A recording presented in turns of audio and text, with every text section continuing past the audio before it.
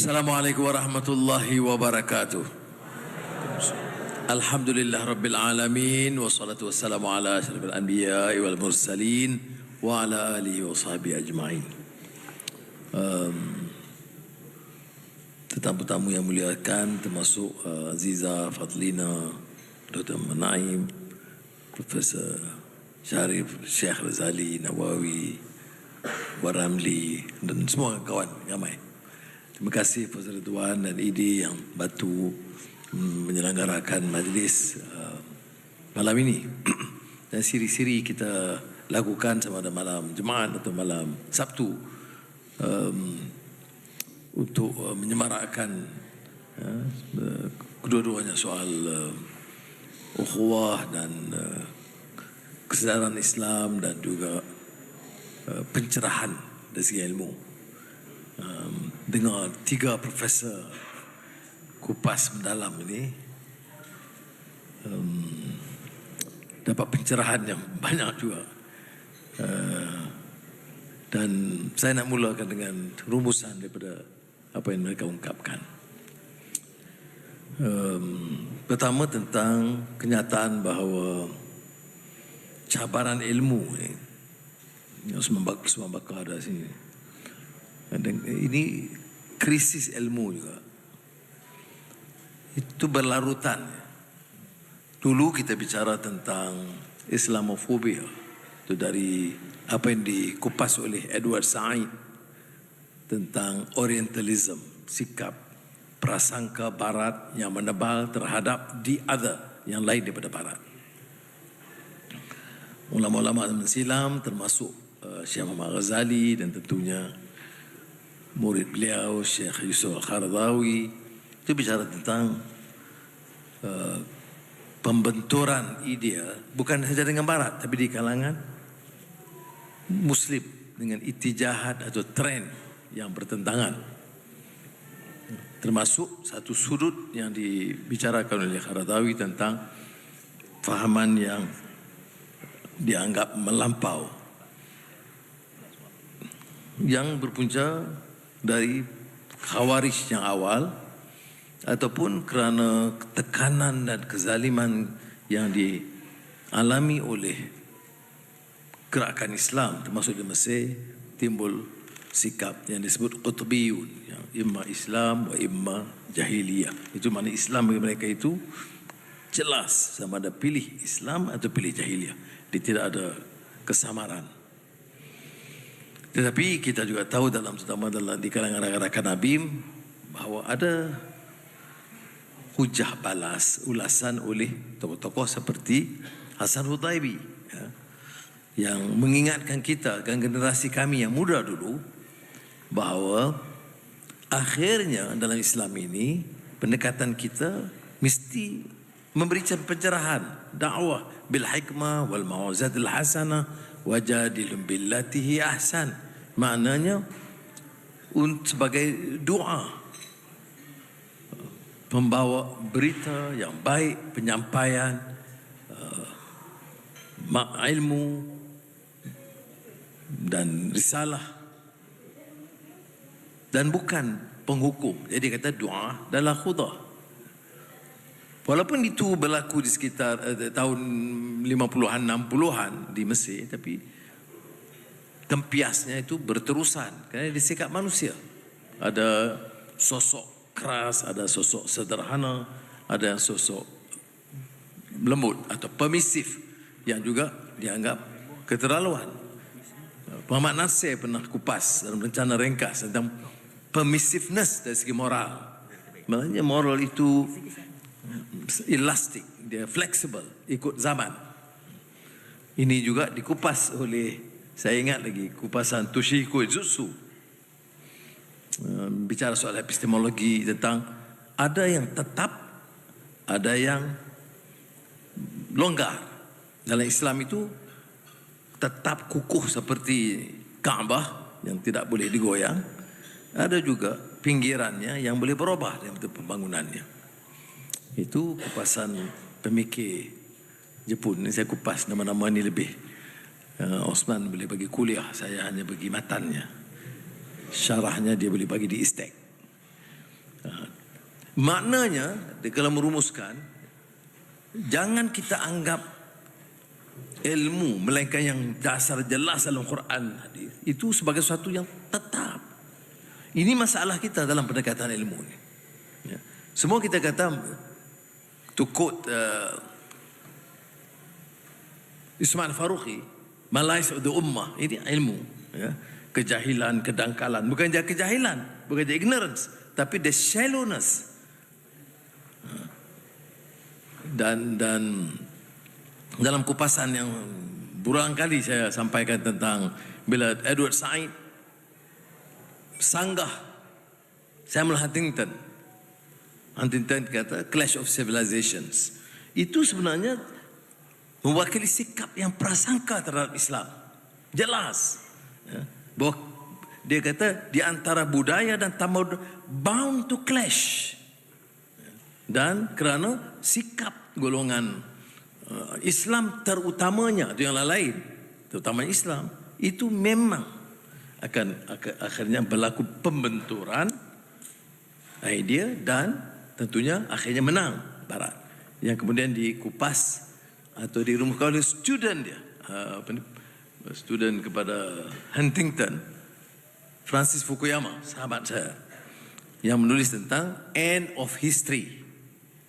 End of history maknanya akan kemenangan golongan liberal Barat. Ini kritikan keras saya terhadap liberal Barat, walaupun saya dituduh sebagai liberal oleh puak yang dangkal dan jahil. Itu selingan yang tidak selalu kupas oleh profesor, itu tulis saya.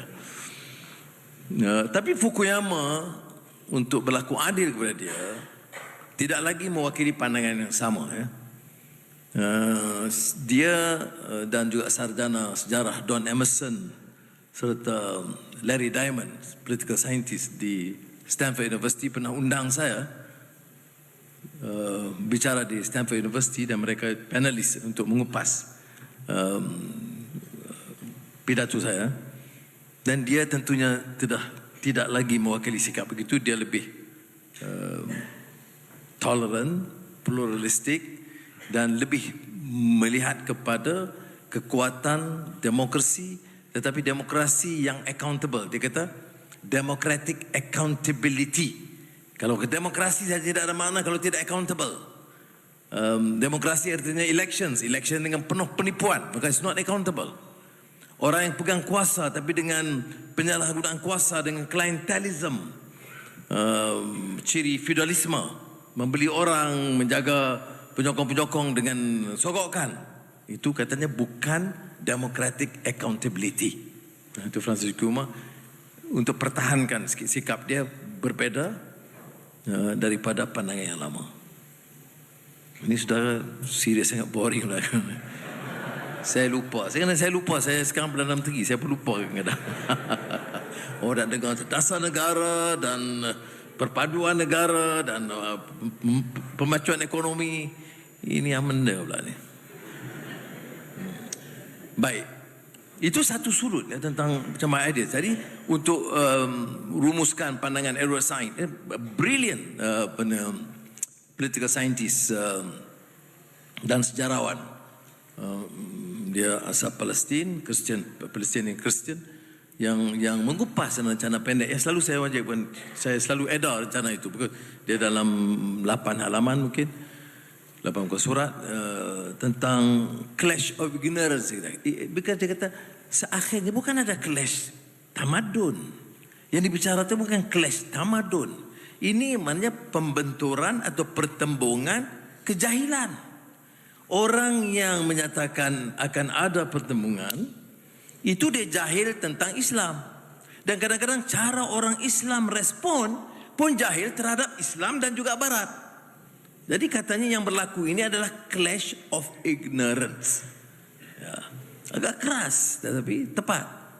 Kerana orang-orang yang kadang anti Barat, anti liberal, anti plural, dia pun jahil juga.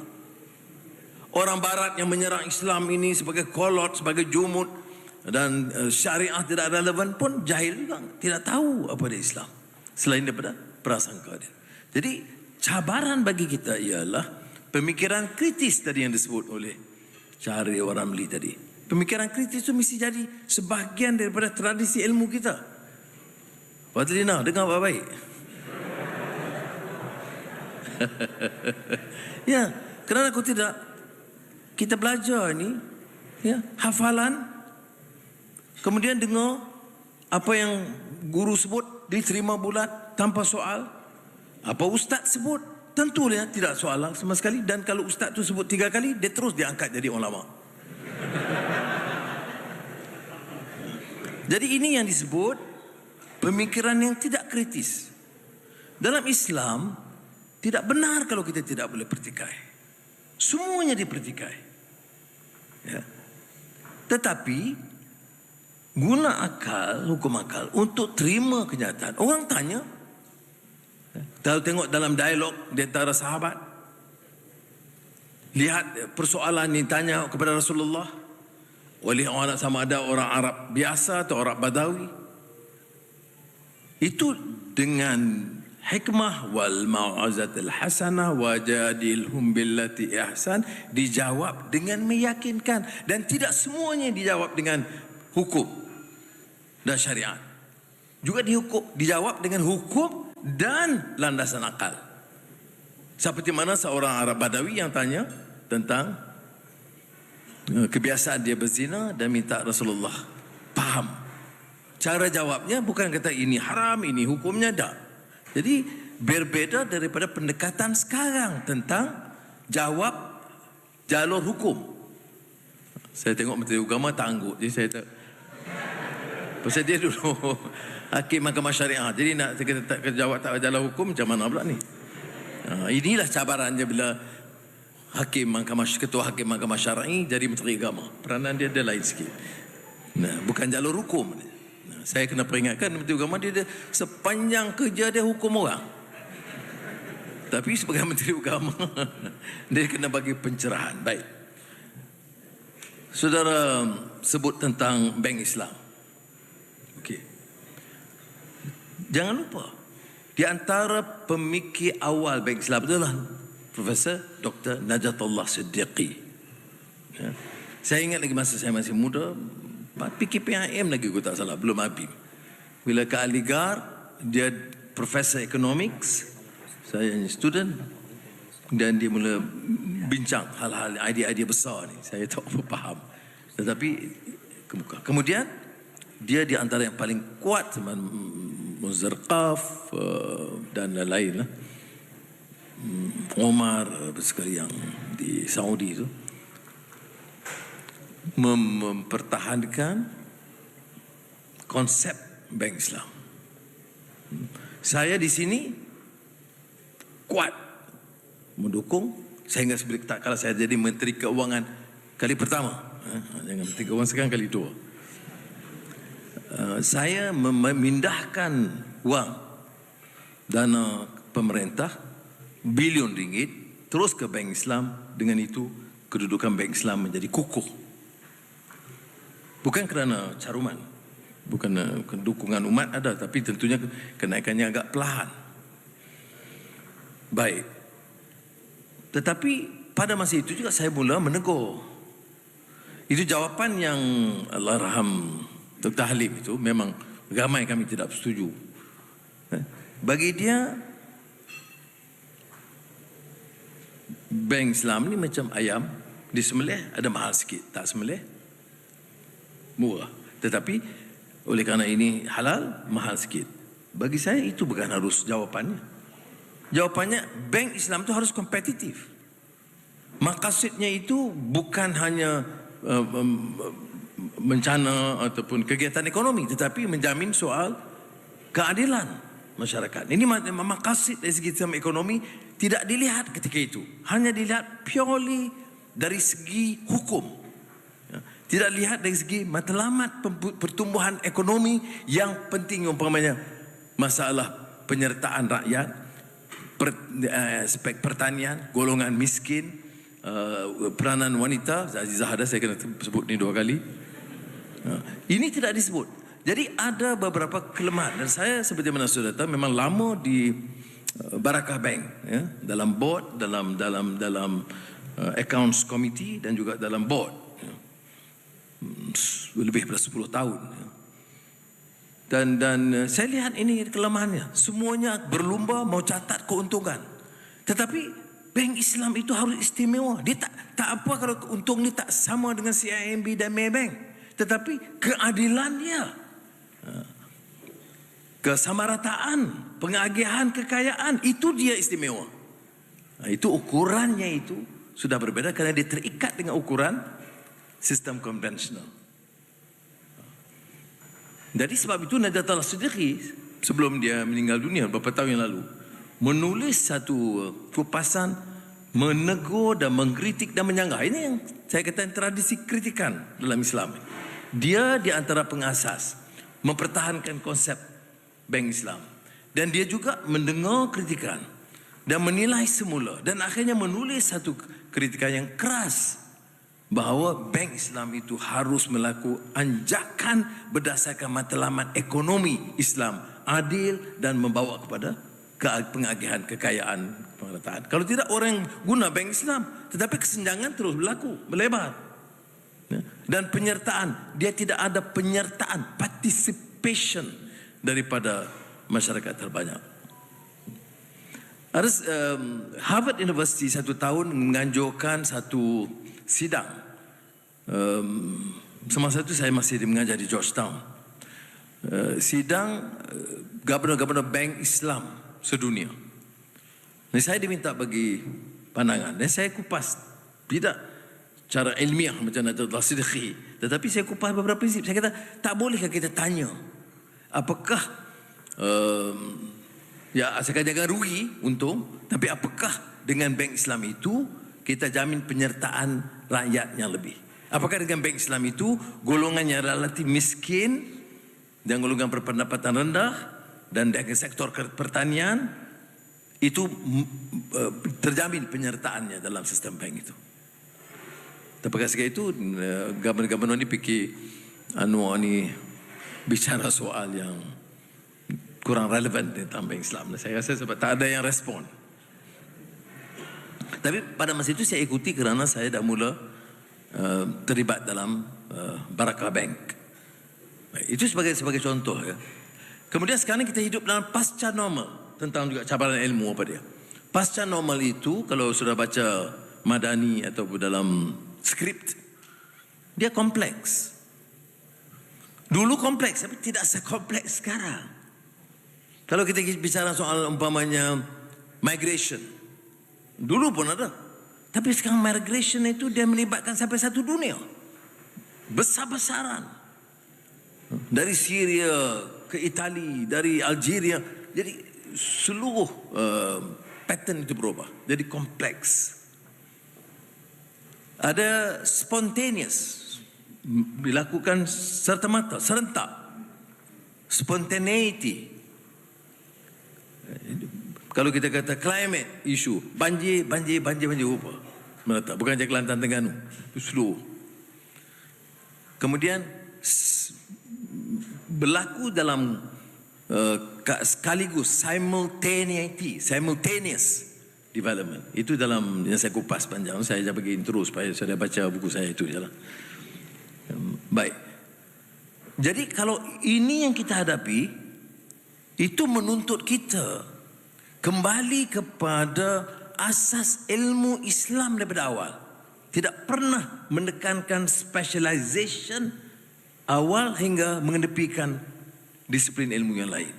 Cabaran pasca normal itu menuntut kita kembali kepada konsep ilmu yang asal dalam Islam.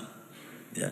Memang ada specialization, tetapi tidak seperti mana dikupas oleh Ortega y Gasset, pemikir Spanyol yang terkenal itu. Dia tidak sampai jadi barbarism of specialization. Maknanya sampai dia jadi specialized, pemikiran barbarik, tidak tahu apa yang lain. Dia profesor kejuruteraan, ini juruteraan, atau profesor matematik. Tapi tanya bahasa, itu bukan urusan saya. Bahasa ekonomi, lain lagi. Siapa nak pilih dan pilihan raya, itu tak tahu. Apa hak, apa batil, apa bersih, apa rasuah, confuse.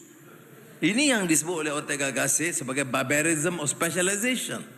Dia specialize tetapi barbaric, very silo pemikirannya. Ya.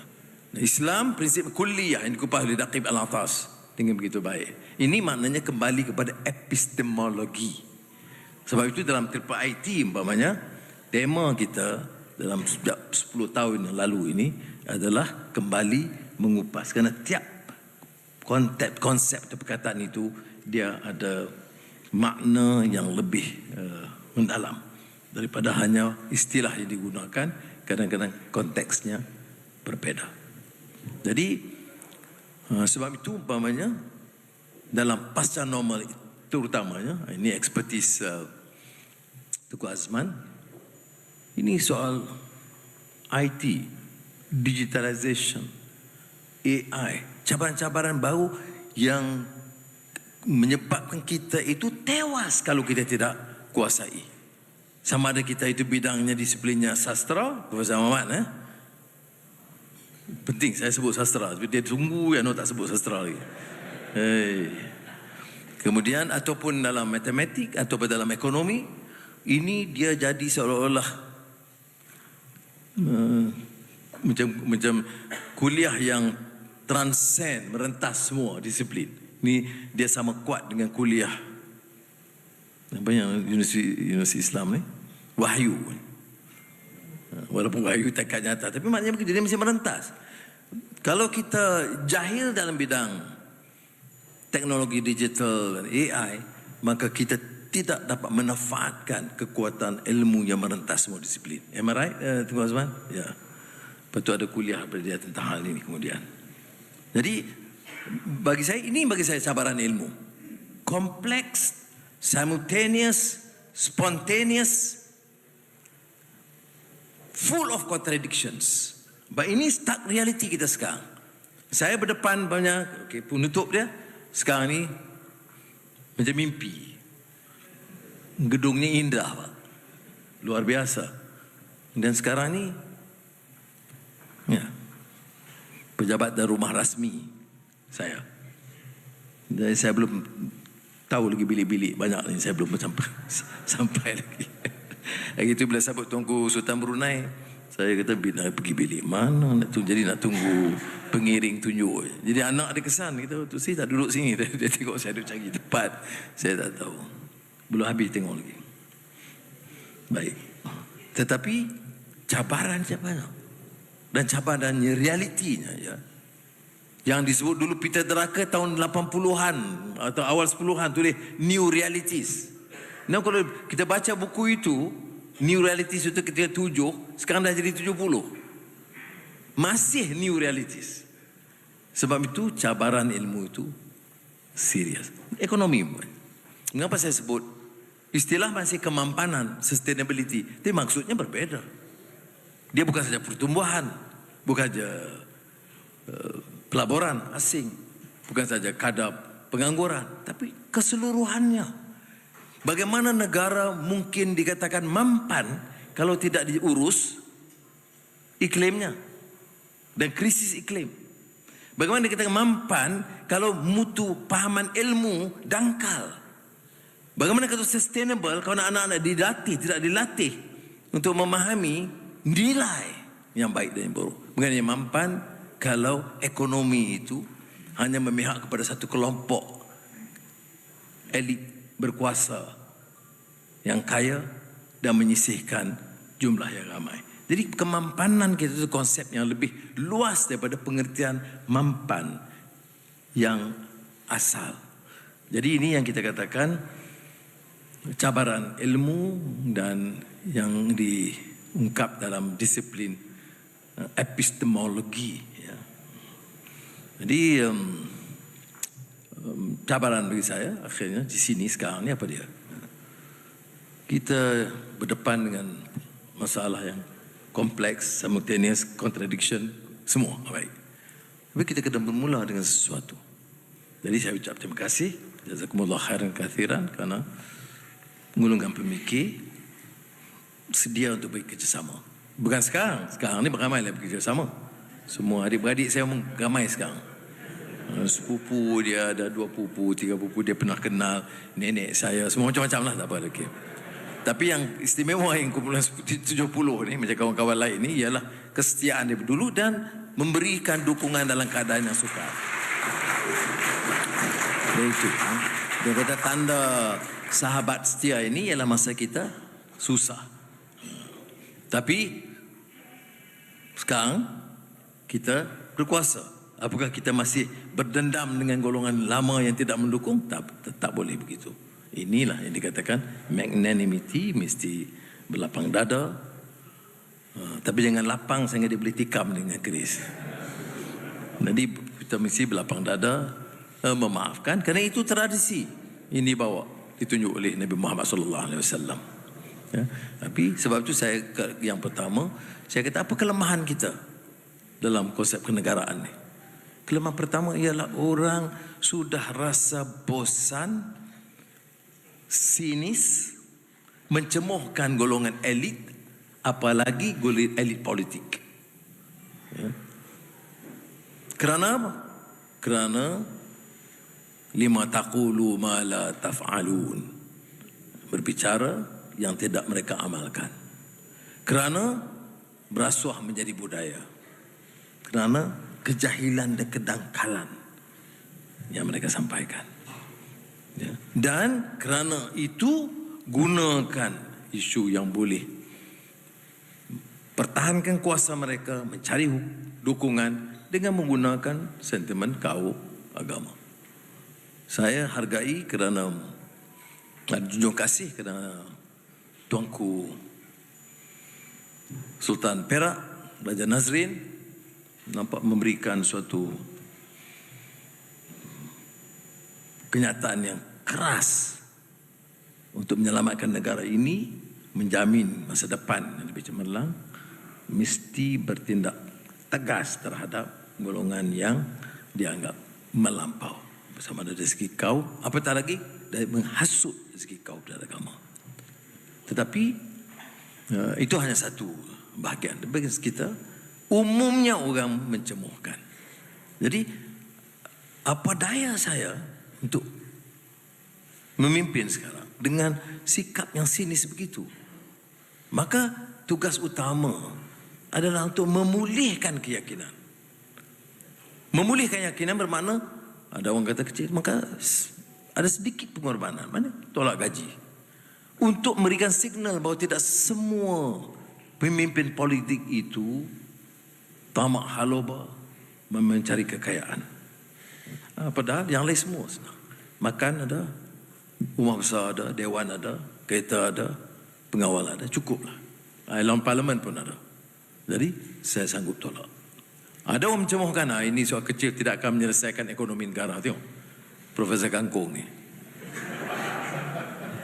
Jadi walaupun profesor-profesor yang cerdik ada, tapi jangan lupa ada Profesor Kangkung masih ada lagi kekal. Tapi tak apa, saya tak jawab. Kemudian so kereta, apa salah? Tak ada masalah. Tak ada siapa nak akan komplain kalau Perdana Menteri pakai kereta Mercedes yang mahal. Orang tak jadi isu sangat. Tapi saya fikir, saya pun nak bagi signal. Kebetulan sempat kita batalkan, maka kita batalkan. Maka tersangkutlah saya dengan Proton. Tapi Proton yang panjang. Dan masalahnya ni gurau sikit. Saya ni dulu bila masa kat pilihan raya, ingat saya pinjam BMW 7 Series yang BEMI tu, BEM 1, kereta Datuk Sam Shah Alam. Jadi dia kata sekarang kalau pergi Kuala Lumpur mana semua orang angkat tangan.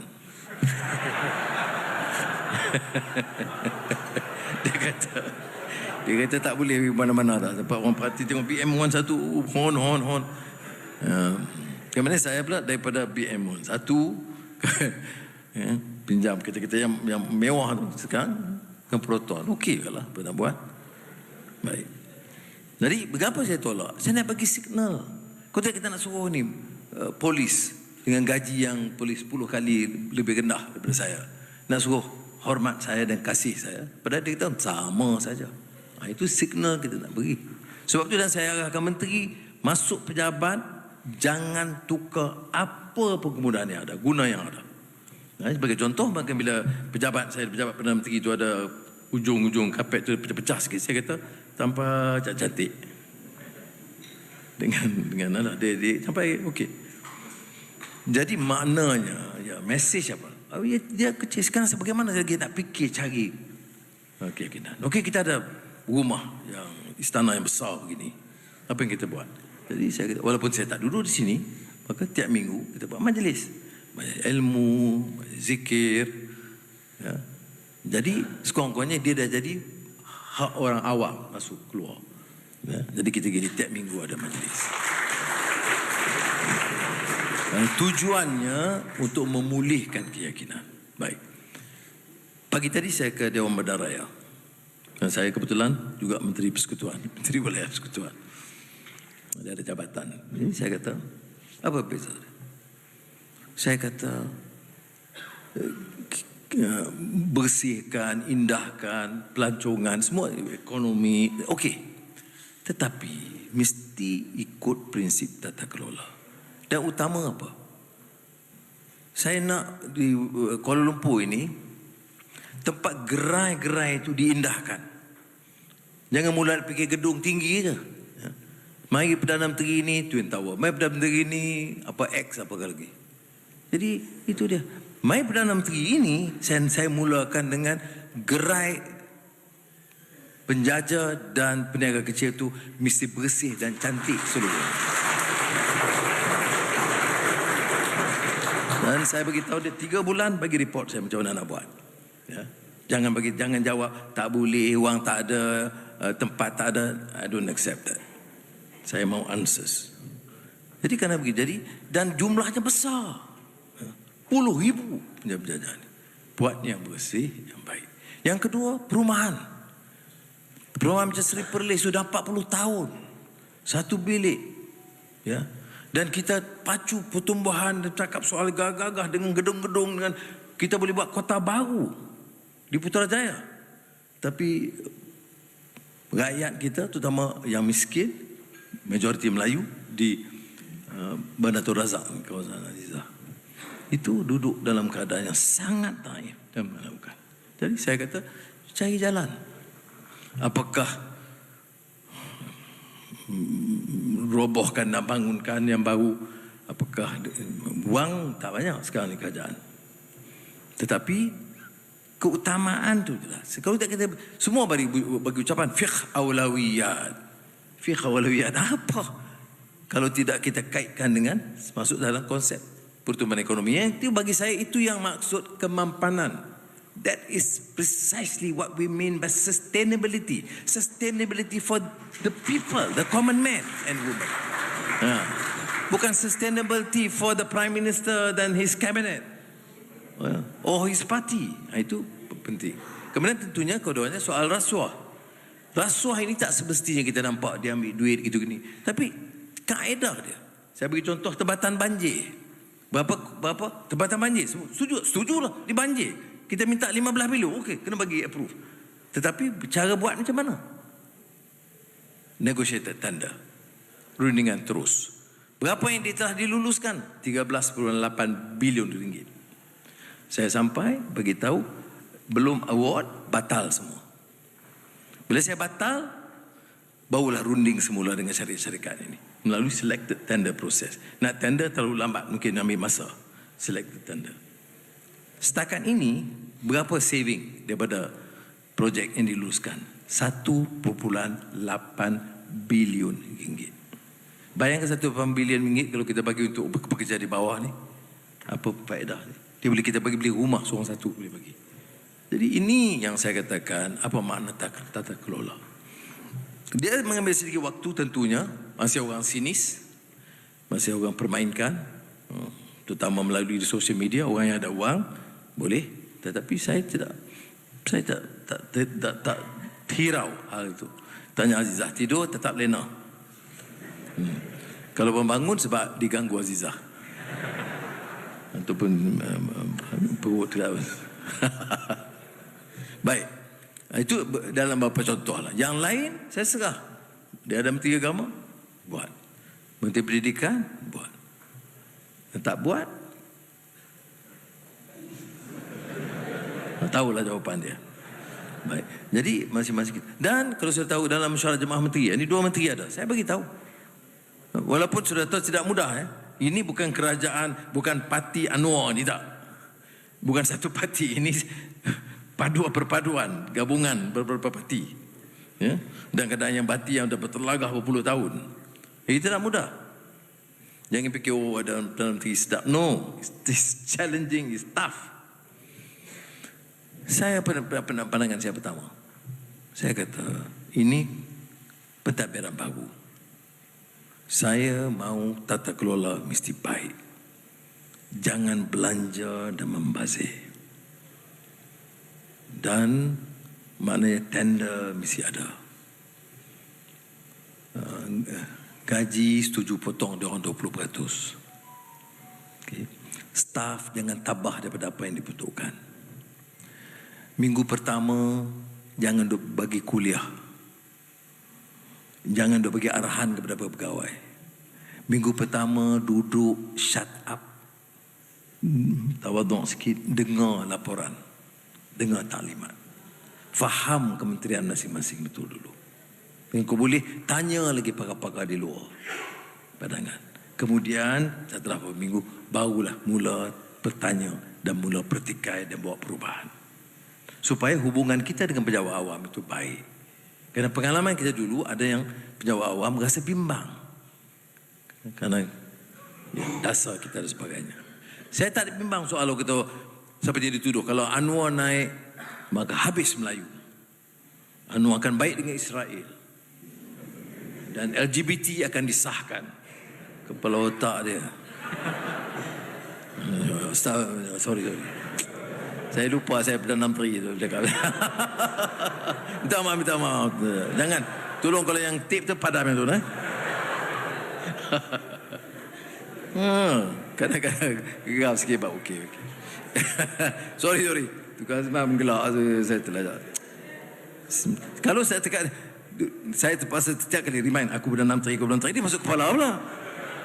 Tapi kalau lupa, dia cakap macam tu. Astaghfirullahalazim. Baik. Jadi ini yang saya sampaikan. Itu yang kita cuba buat. Ya. Mengapa kita minta semua lantikan politik dihentikan? Diberhentikan. Ya. Tidak mestinya orang politik tidak boleh. Boleh. Tetapi semuanya kita bagi signal semua stop. Kemudian kita nilai satu persatu. Dan saya take time. Until today, no appointment.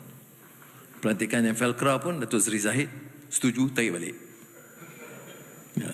Sebab kita nak bagi signal, we are serious. Nak beri keyakinan. Nah.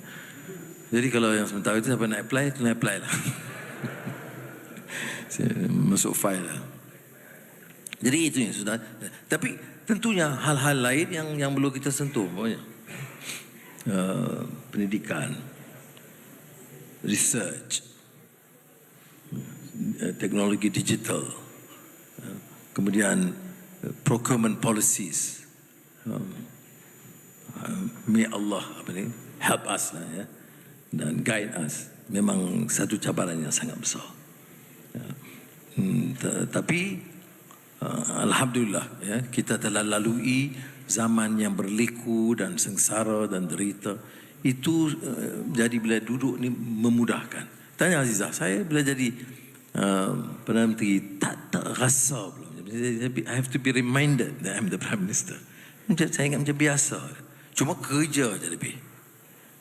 Kebanyakan kerja memang lebih. Di antaranya salah saya sebab saya ambil Menteri Kewangan sekali, ya, yang too heavy. Tapi at least sementara ni saya nak tentukan orang kembali kepada landasan, tegak atas landasan yang betul.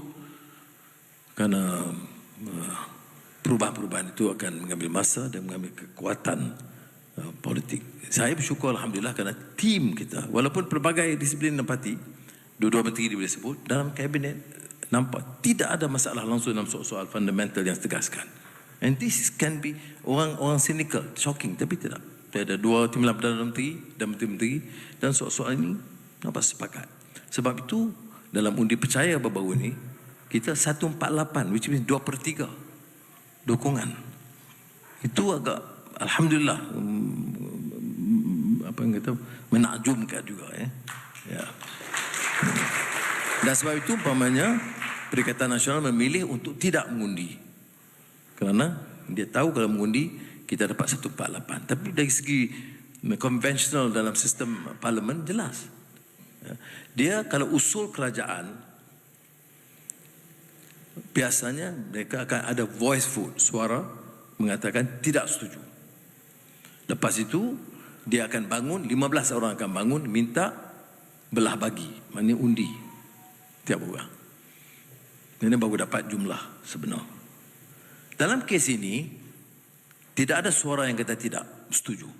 Usul ini dibawa oleh TPM 2 Tun Sri Fadilah daripada GPS menyokong Anwar. Itu tidak ada suara bantah dan tidak ada suara meminta belah bagi. Jadi kalau ikut convention parlimen itu diterima sebulat suara. Ya. Tapi ini politik saya faham ya. Tetapi ini memudahkan kita. Ya. Jadi maknanya mandat ada. Sebenarnya seperti mana saya sebut di parlimen, Peguam Negara tak setuju saya buat undi sokongan ni, vote of confidence ni. Menteri Undang-Undang saya tidak setuju. Kemudian bila saya bincang Agung 2 kali dia tanya, apa perlu? Jumlahnya dah cukup. Kalau dulu lain. Sekarang ni dah jelas, semua dapat menyatakan sokongan semua. Saya kata ini bukan soal legal atau soal constitutional. Ini soal moral legitimacy. Saya nak jadi Perdana Menteri dengan orang tahu betul-betul memang ada dukungan. Itu yang saya lakukan. Tapi banyak orang yang gunsing, even internationally, panic. Kalah tak kalah sebab orang boleh beli dan sebagainya. Kerana tahu budaya kita. Tapi Alhamdulillah semua ada. Dan saya sekali lagi ucapkan jazakumullah khairan kathiran kepada semua. Dan Raimi dan ide akan tolong menyelaraskan supaya kita dapat petak-petak dari segi tugas-tugas masing-masing untuk bagi pandangan dan usul. Banyak yang harus kita lakukan. Saya nak bagi mesej jelas soal martabatkan bahasa. Awang Sarian ada bersama bagaimana bahasa, bagaimana tentang bagaimana kita nak meningkatkan syiar Islam, penghayatan Islam. Kita nak ekonomi sebagai fundamental. Ekonomi itu memang satu tumpuan khusus untuk saya.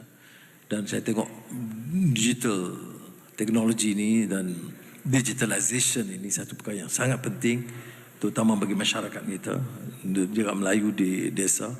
Kalau tidak kita bagi tumpuan, dan saya minta badan Islam juga bagi satu tumpuan khas, kesenjangan itu akan berlaku. Memang semua kajian, walaupun 5G katanya akan melebar ke seluruh negara, tapi tanpa suatu tumpuan khas dari kerajaan dan masyarakat, kesenjangan itu akan terus melebar. Ya, maknanya orang bandar, ya, elit akan lebih mahir dengan pengetahuan yang lebih canggih dengan dan kurang daripada di desa. Itu semua cabaran-cabaran baru yang harus kita tangani. Terima kasih. Wassalamualaikum warahmatullahi wabarakatuh. Parti Amanah Negara Kawasan Hang Tuah Jaya sedang mengumpul dana untuk membantu kempen pilihan raya negeri Selangor, Pulau Pinang, Negeri Sembilan, Kelantan dan Terengganu. Sudilah kiranya hulurkan derma ikhlas untuk kami.